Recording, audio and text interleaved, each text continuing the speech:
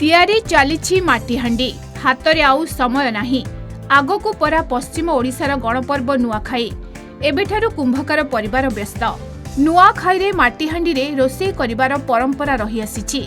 घरे घरे माटीहांडी रे हेबो रोषेई अधिक माटी पात्रर आवश्यक थिबारु कुंभकार परिवार प्रतिटी सदस्य लागिछंती हांडी तैयारी रे दीप हांडी कलश सबु तैयारी चलीछि। नुआखाई रे बेस 2 पैसा रोजगार हेबो बोली आशा करिछंती कुंभकार परिवार। हिरा माइट काम मने चली छै रा बिक्री बटा भी चली हंदा माटी सामान मन आखी के हंदा हांडी कोंडी सब माठिया मने हांडी मने नेसन कलश मने नुआ माटा मने सब लागसी आर हेतिरे एटा बना बनी चली छै बिका बिकी चली छै सारा परिवार एटा समस्त माइट काम मने तो माइट मड़िया मड़ा मुड़ी करी करी चरका चरी करी चकाने एटा बनासी इरा कलश मन बनाई छै।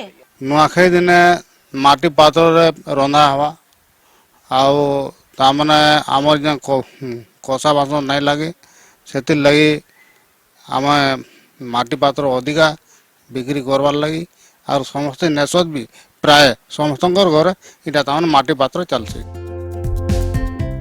केवल जे माटीहांडी नुहे ए पर्व रे बाउंस तैयारी नुआ टोकेई नुआ कुलाई भी आवश्यकता रही।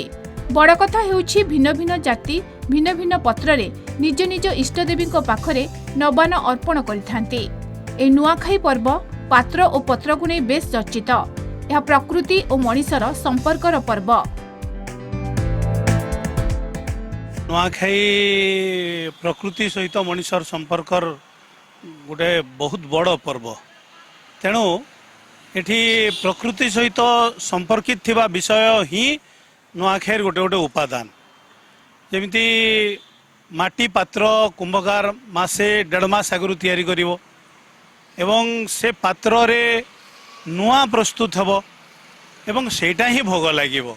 नुआखाई पर्व ए परंपरार पर्व ए नुआखाई दिन माटी पात्र रे रोषेई या सहित पत्र रे इष्ट देवी पाखरे नबान्न अर्पण माटी पात्र तैयारी पाई दीर्घ दिनरु चाले प्रस्तुति सते जेमिति माटी पात्र रे रोषेई या सहित पत्र रे इष्ट देवी पाखरे नबान्न अर्पण उपरे सेई पत्र रे भिन्न भिन्न जाति भिन्न भिन्न पत्र रे नबान्न भक्षण सते जेमिति प्रकृति और मनीषर संपर्क को आहुरी निबिड़ करुछि।